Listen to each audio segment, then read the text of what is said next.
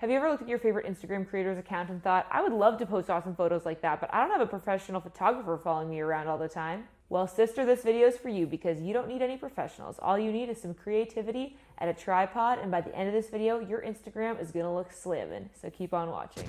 By the way, if you're new here, my name's Steckly, and here on my channel, I love to talk about all things filmmaking, travel, and my life as a freelance videographer. So if you're interested in those topics, make sure you hit the subscribe button right now so you don't miss any of my future videos. There are two main ways you can tackle taking your own photos for Instagram. One is using your phone, and the other is by setting up your DSLR.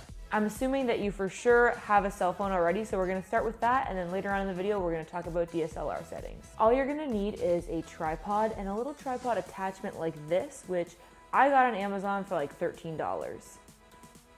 If you don't have either of those things, you can get creative with your surroundings. Sometimes I set up my phone on my bookshelf to take outfit photos. Once you've got that sorted, there are four main ways that you can take photos of yourself with your phone. Number one is the Apple Watch timer. So if you have an Apple Watch like me, you can navigate to the little camera icon, and on your watch, not only will you be able to see what the camera on your phone is seeing, but there's also a button to trigger the shutter.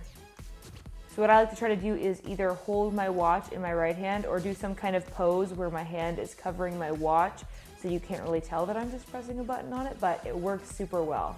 If you don't have an Apple Watch, you can use a pair of Apple headphones. All you have to do is press the volume up button and it will trigger the shutter. This works better if you're trying to do portraits or something that's not full body so that you can kind of hide the headphone out of frame. The third way you can do this is just by simply using the timer in the camera app. You just tap on the little stopwatch icon and you can choose between 2 or 10 seconds of delay, set up your phone where you want it, press the timer, and then strike your pose. And finally, the last strategy you can use, which I think works just fine for Instagram, is filming a video and doing your different poses and then play it back in your camera roll and take screenshots of the poses that you like the best. Even though it's not as high quality as if you took a photo, this will generate a HQ enough image for Instagram's sake. If you want to use your DSLR to get some super crispy, high quality images for Instagram, then all you're going to need is a regular tripod. There are 3 strategies you can use with pretty much any camera to take photos of yourself without actually having to be touching it. The first one is getting an app on your phone. I know Sony cameras have this and my Canon camera also does. It's just an app that allows you to see what your camera is seeing, and there's also a shutter button. My Canon app actually also allows me to change the exposure settings, which is super convenient. And all you need to do is press the shutter button on your phone, move your phone out of the shot quickly, and you'll be good to go. You can also get a remote. These are super cheap on Amazon. All you need to do is set your DSLR to the timer/remote feature. Make sure that your remote is in range of the camera and that the sensor on your camera is visible to the remote, and you can take pictures that way. It's super easy if you keep it on the 2-second delay because that'll give you enough time to press the button and then hide the remote behind your back or put it in your pocket or whatever you need to do. And finally, of course, if neither of those options work for you, you can always just set your camera onto the 10-second timer and run into the shot, strike a pose, and you're good to go.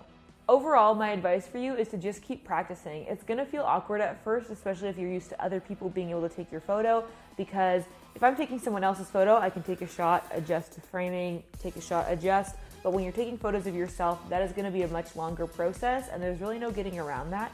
However, if you are patient and you're dedicated to getting good photos, you can make it happen. It just takes a lot of practice. If you're interested in taking more of your own photos for Instagram, I would recommend checking out Sorella Moore. She's a YouTuber who I love to watch, and she is the queen of what she calls the advanced selfie.